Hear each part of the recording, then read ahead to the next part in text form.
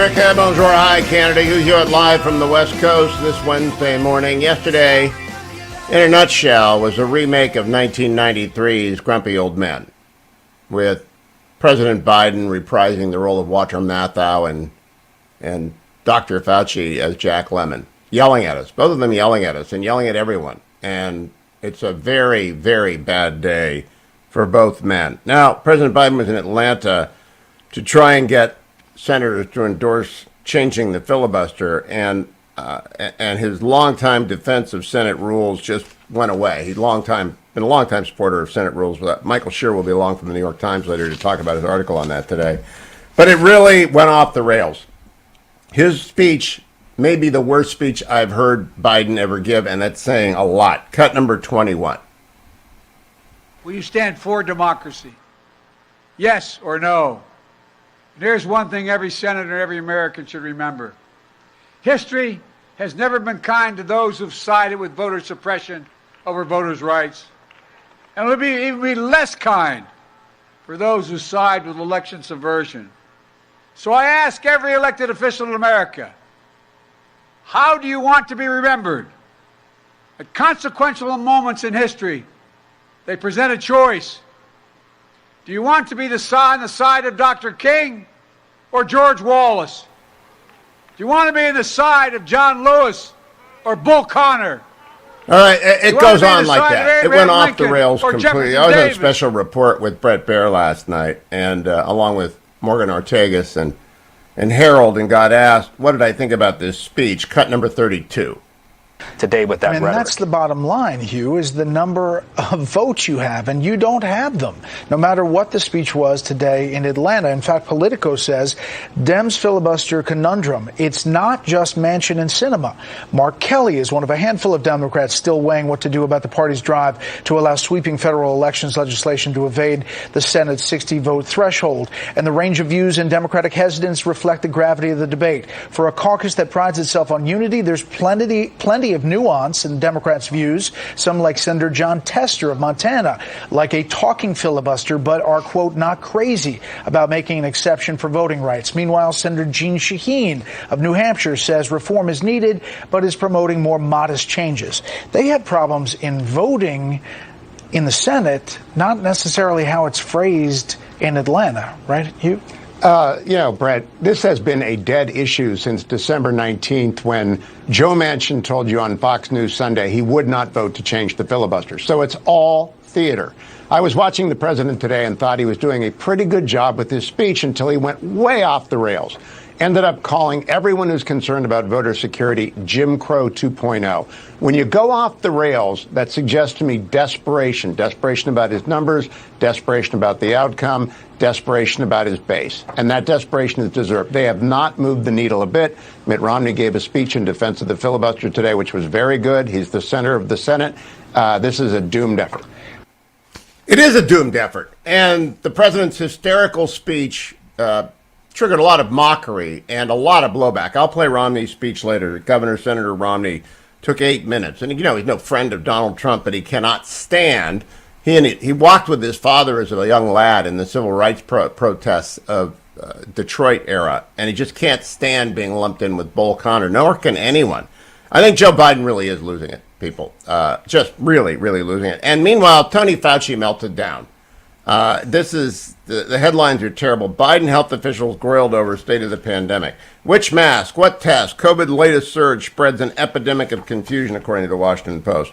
Politico, which is just a left-leaning organ. It's just an arm of the DNC, decoding what Biden health officials told Congress about Omicron. And then Dr. Fauci flies off the handle and accuses Rand Paul of driving violent threats against me after calling Dr. Marshall on a hot mic a moron and then using Jesus Christ in a slander. It's just a meltdown.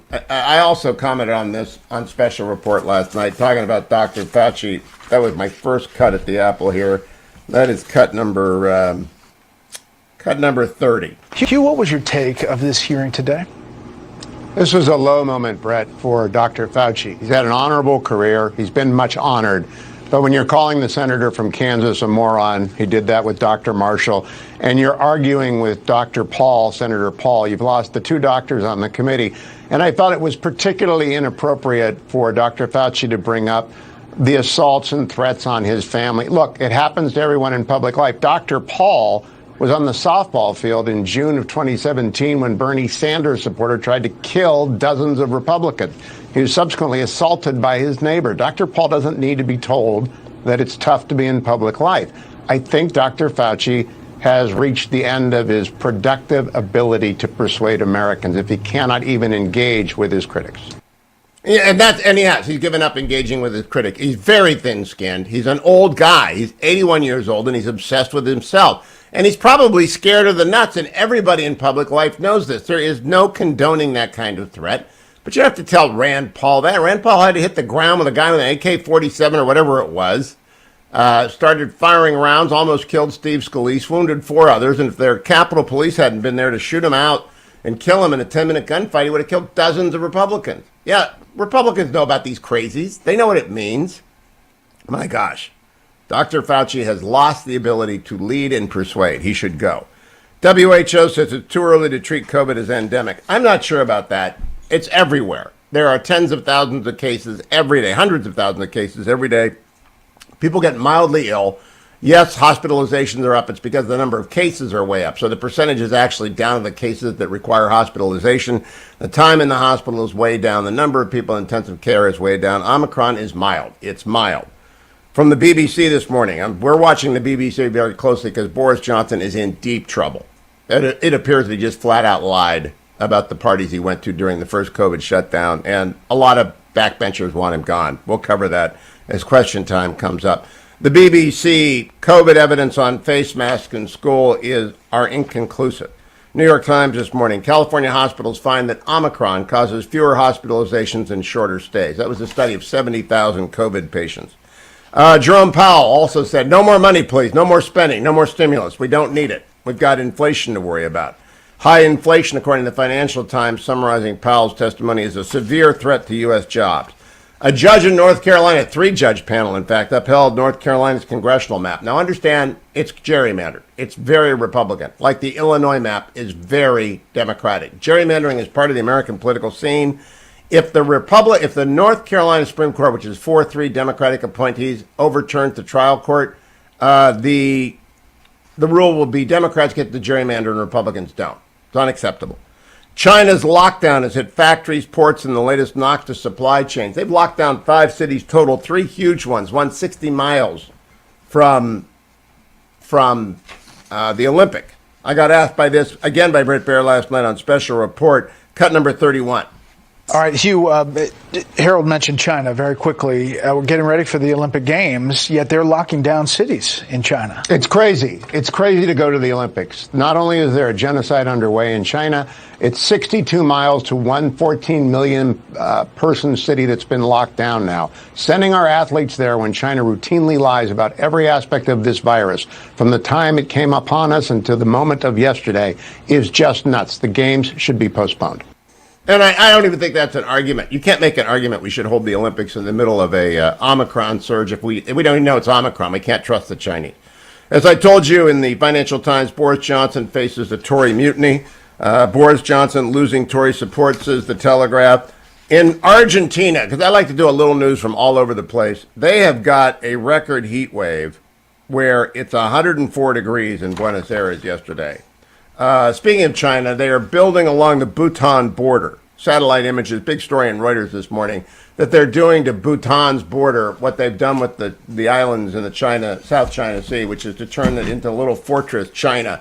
The Middle Kingdom wants to be hegemonic. By the way, Joe Biden on the White House lawn yesterday, cut number 6 of the president. Well, I am concerned about the pandemic just because it worldwide is not slowing up very much. And thank God, what we've been able to do is I've been able to generate significant federal help in terms of folks both coming into the hospitals and administering all the help that these states need. That's what we're doing now, but I'm confident we're on the right track.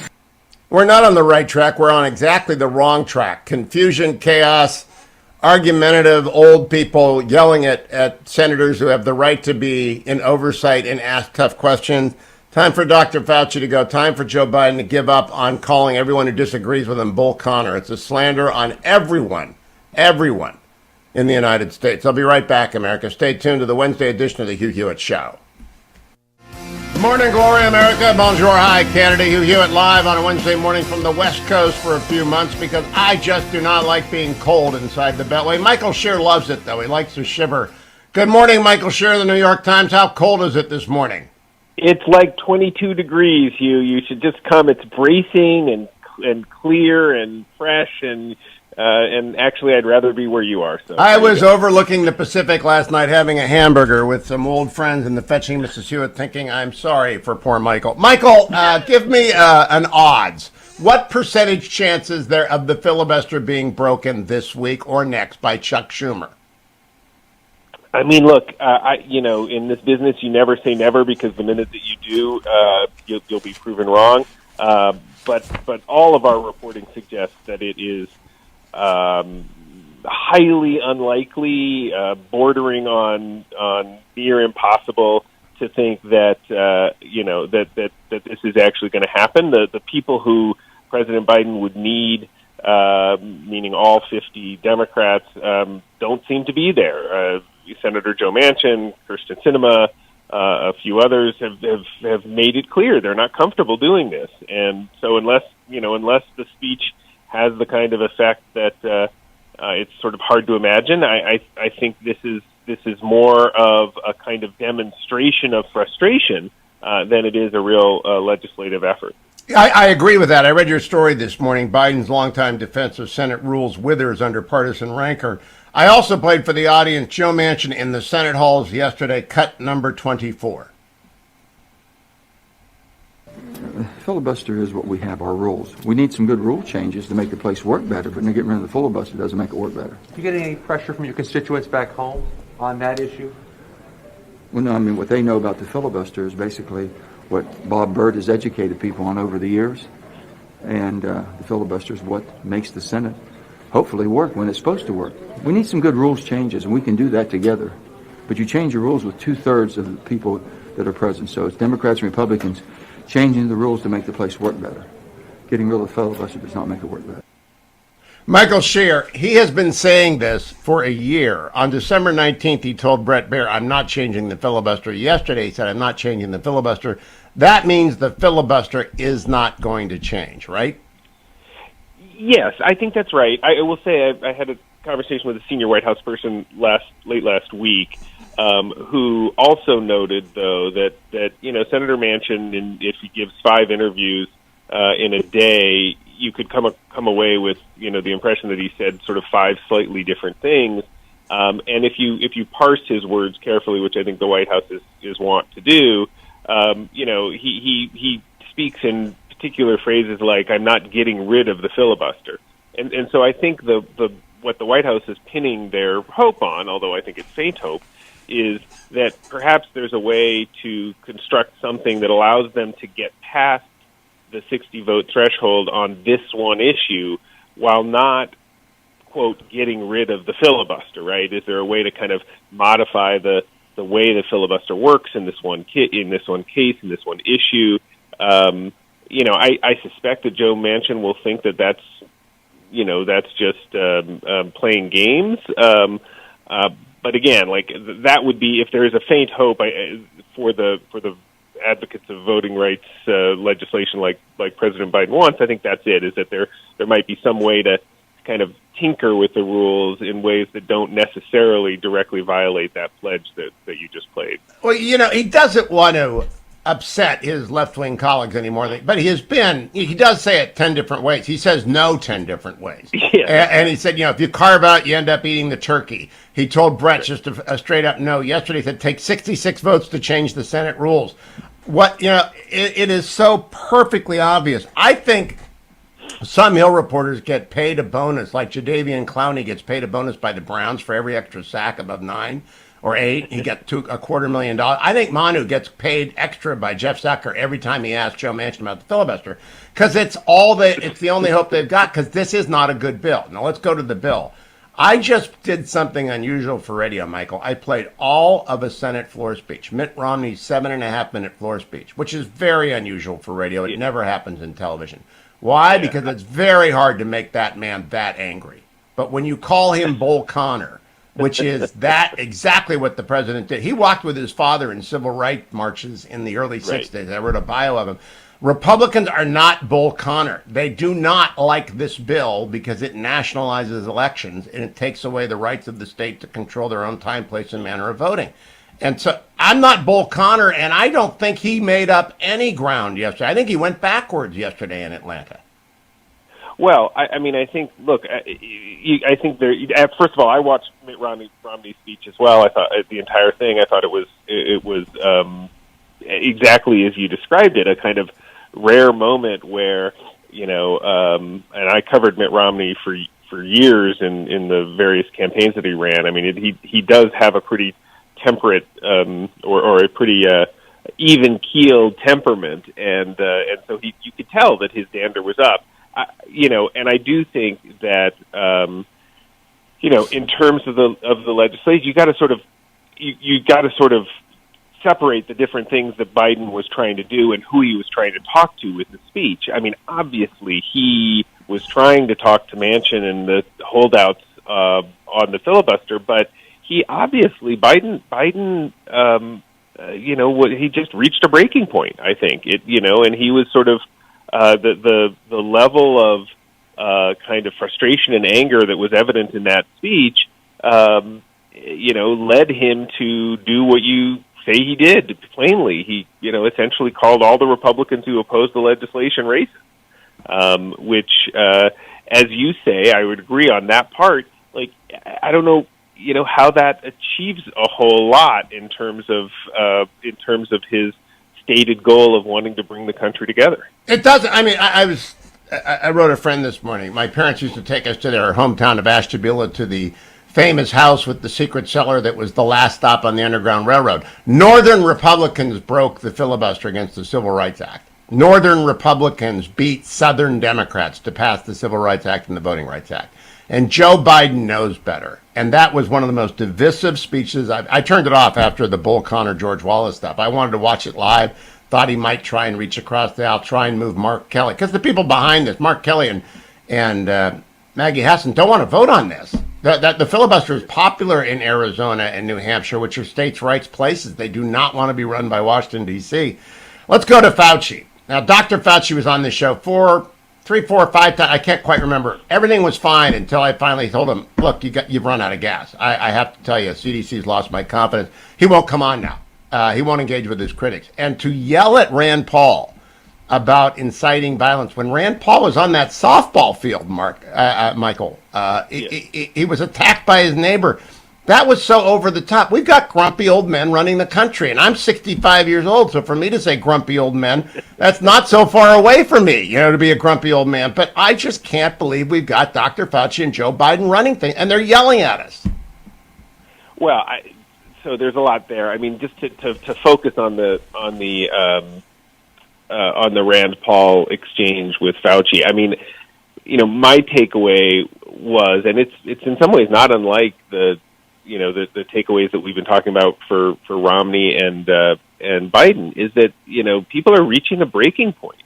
Fauci, again, not to take his side, but Fauci, I think, had his view of it. It seems is that he'd been sort of operating under this withering criticism from Rand Paul, and reached his breaking point. Now, was it wise to call a U.S. senator a moron? He called, Dr. Marshall a moron, or was it wise to sort of lash out at Rand Paul that way? I suspect that a media training person would probably advise a witness in a Senate hearing not to do that.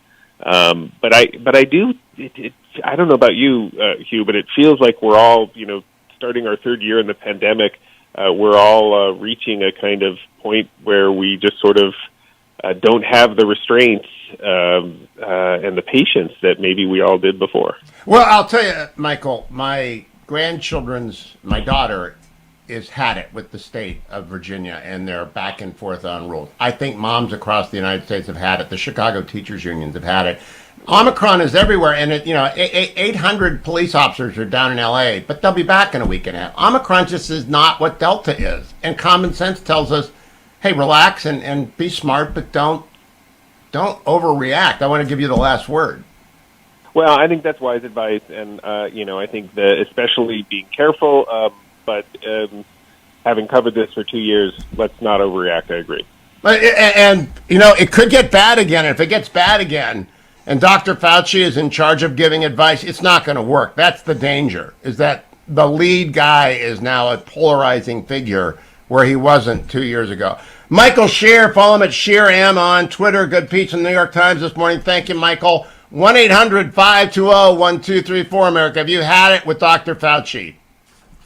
Welcome back, America. Hugh Hewitt live. I'm on the West Coast today. In Chicago, probably freezing his ears off. Brian Wesbury, senior economist, First Trust Portfolios. Brian, good morning. Wall Street Journal headline, U.S. inflation seen hitting fastest pace in 4 decades. We're expecting 7.1% in December. Jerome Powell blowing a whistle on stimulus yesterday. Oops, we were wrong for the last 3 years. What'd you make of all this? Yes, exactly. Well, first of all, we had an ice storm 3 days ago. It hasn't been above 15 degrees, and I still have a skating rink for a driveway. It is. Oh, I'm in Newport Beach, California. It's lovely out here. So anyway, look, I'm glad Jerome Powell is finally going to focus on inflation. The problem is, 2 years ago, we told him, we told the world what would happen if they allowed the money supply to do what it did.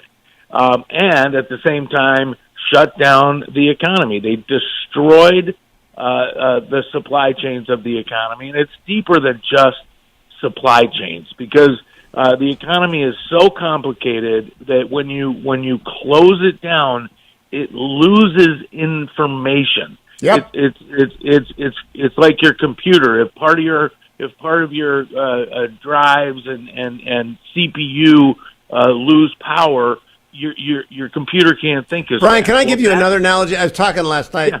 A friend of mine had a stroke and is recovering.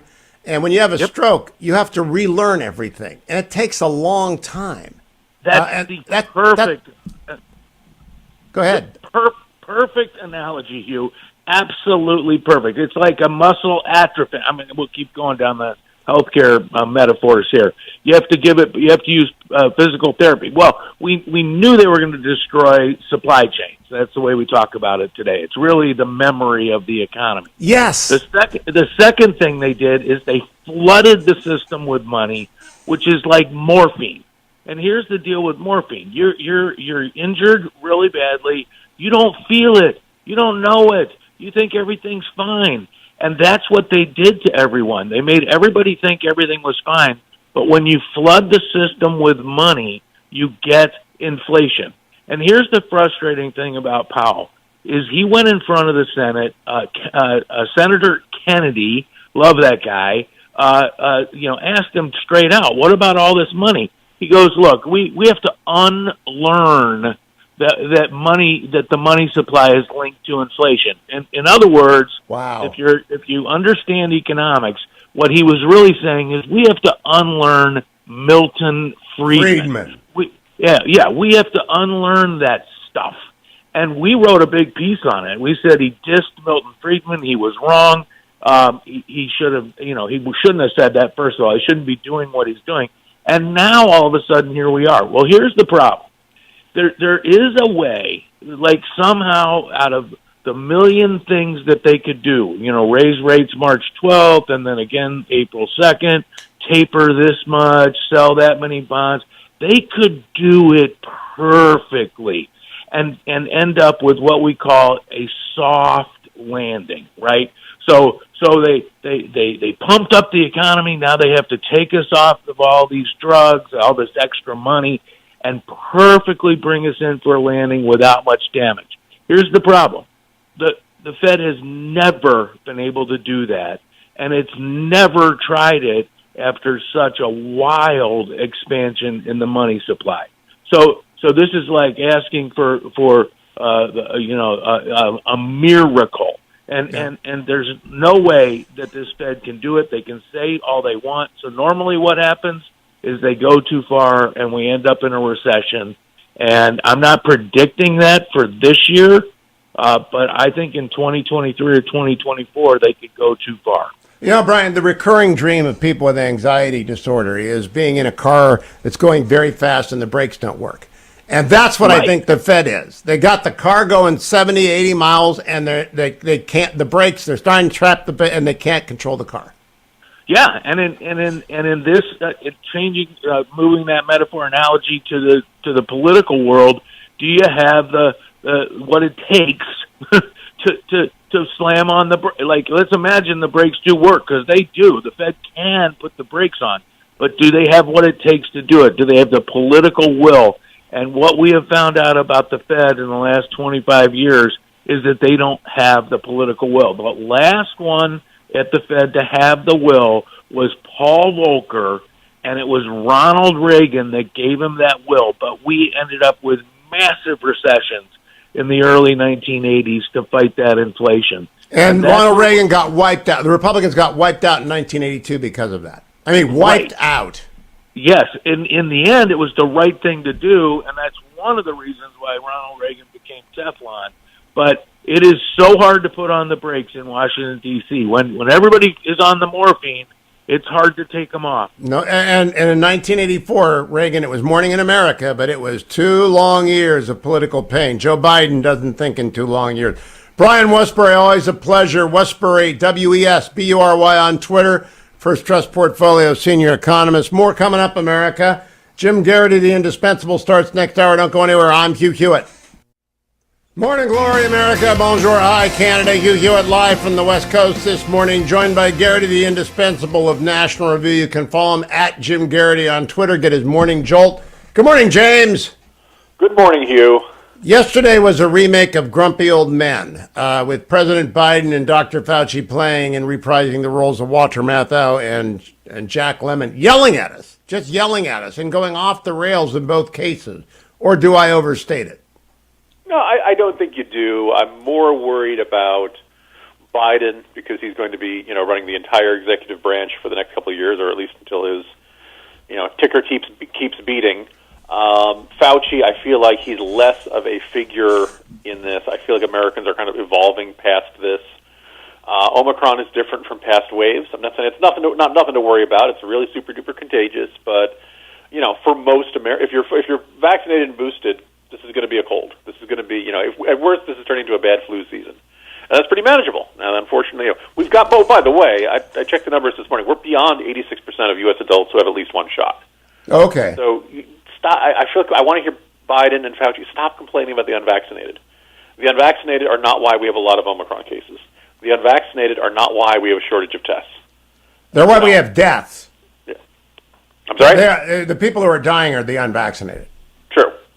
True, and that's, but at this point, if it's, we're now more than a year after the first vaccinations became available.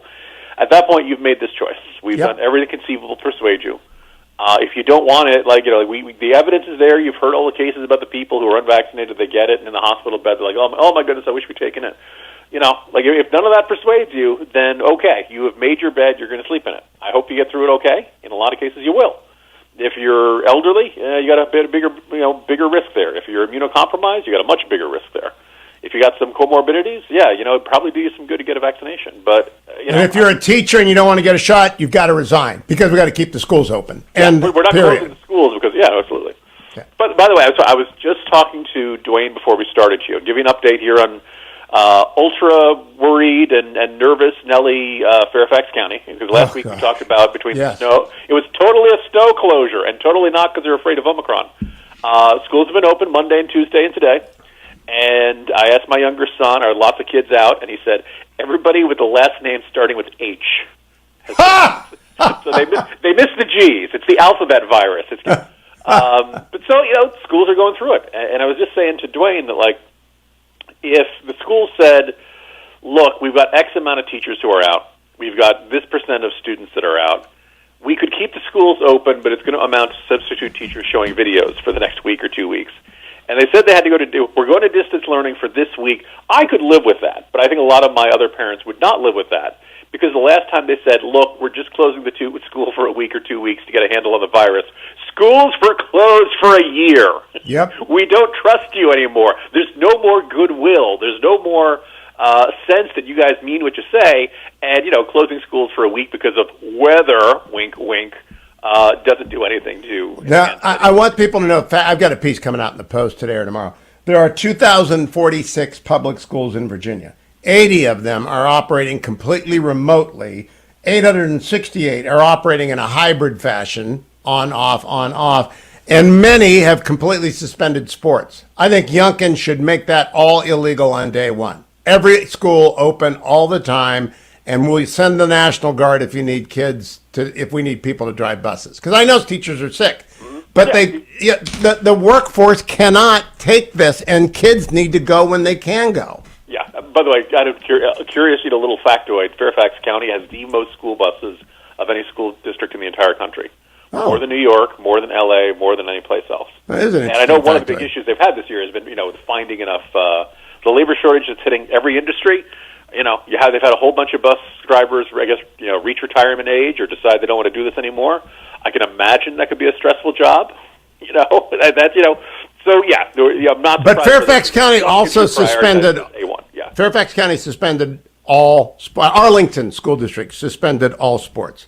Now, they had already taken 3 seasons and compressed them into 6 months. They'd already screwed up. These kids have got to play sports. It's how they get to college, Jim. It's their ticket. I can't understand how people can blithely say, shut the sports down. That's part of life. Yeah.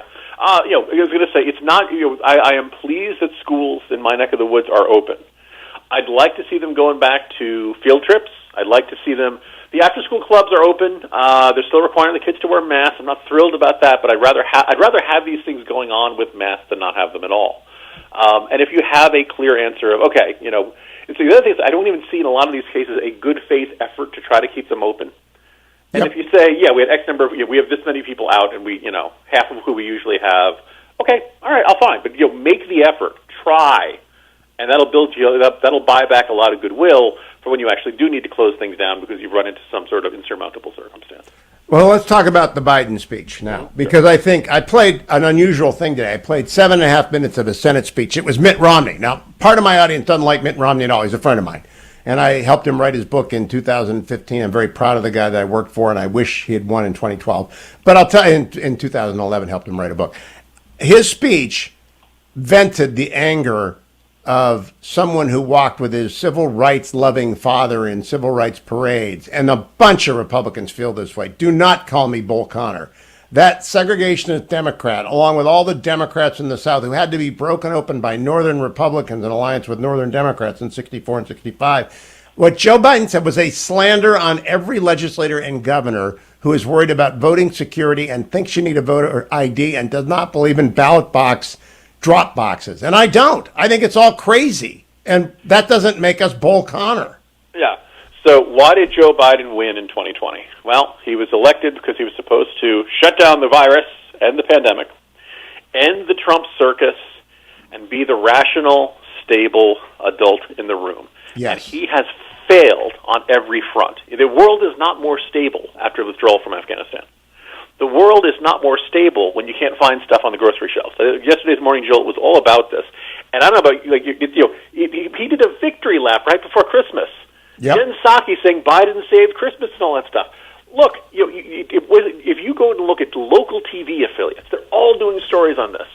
People are all, empty shelves Biden. Hey, look, maybe there are some conservatives who are promoting this stuff and trying to game the system on Twitter and stuff, but people aren't hallucinating the empty shelves. Now, some of this is a labor shortage. Some of this is people being out sick with Omicron. But the other thing is that my colleague Dominic Pino went back and did the count again. There are more boats waiting at the ports of Los Angeles and Long Beach now than there were 2 months ago. Yeah, I ran by them on Saturday morning. Not run, trundled. And you can see the visibility out here is great. It's as long as the eye can see. It's like when I was in Brazil once and I saw the oil tankers leaving for China and said, my gosh, that's a lot of boats. That's Long Beach Harbor. It's crazy. Yeah, and so there's been no progress on that, which is one of the reasons I think Joe Biden is going to Atlanta and giving these demagogic speeches. Is he can't do, he didn't order enough tests. There's nothing you can do about Omicron. You just got to, get through these next couple months. He can't do anything about inflation, even though he spent, most of last year saying nobody's saying inflation's going to be, more than transitory. That number comes out at the bottom of the hour, by the way. Yeah, it's either going to be 7.1 or higher, and that is a nightmare. Right? I mean, we are in a situation where there's this consistent pattern that some of us will notice a problem. Now, we're conservatives. We're not inclined to give Joe Biden the benefit of the doubt. But we look and say, hey, this is a really bad problem on the southern border. This is just a seasonal pattern. This is just normal. This is nothing out of the ordinary. Then, of course, you have month after month after month of, super high numbers of people trying to cross the border. We point out inflation is a problem. They say, this is nothing. Transitory. Don't worry, Pete Buttigieg has got this. On front after front, this president keeps telling us, don't worry, the Taliban's not going to take over in a couple of days. You're not going to see helicopters flying people out of the embassy. We're constantly being assured by Joe Biden, don't worry, it's not a problem. And then a couple of months, it turned out to be a problem. And now he tells us, we wish we'd ordered more tests. And Jim, I want to make sure I get your comment on this. I'm sorry? I want to make sure I get your comment. Conservatives don't like the media. They don't trust the media.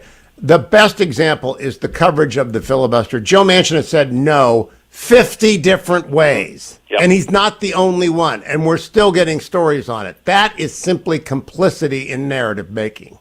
Yeah, and I don't because every once in a while on the editor's podcast we do at National Review or something, Rich will say, we probably should talk about whether Manchin's going to fold, and I feel like people are going to say the show's in a rerun. Same conversation we had 2 weeks ago and a month ago and 6 weeks ago, and they keep asking him, and he doesn't change his mind. And the entire Biden strategy seems to be, well, at some point, if we chase Kyrsten Sinema into enough bathrooms, if we have enough people canoeing and protesting outside of his houseboat, someday Joe Manchin's going to change his mind. He's not. Guess what? He's not. You're going to have to move on to other issues. And, Biden can't get anything done on any of these other issues, so he focuses on the one that he thinks will, stop the bleeding in 2022. And get his base mobilized. And it's not working. When you go over the top, sometimes, as in World War I, it doesn't work. And it didn't work yesterday. Jim Geraghty the indispensable. Read everything he writes at National Review. Sign up for the Morning Jolt, one of the 3 newsletters I actually read in the morning. The Morning Jolt by Jim Geraghty. You get it over at nationalreview.com. Come right back, America. I'm Hugh Hewitt.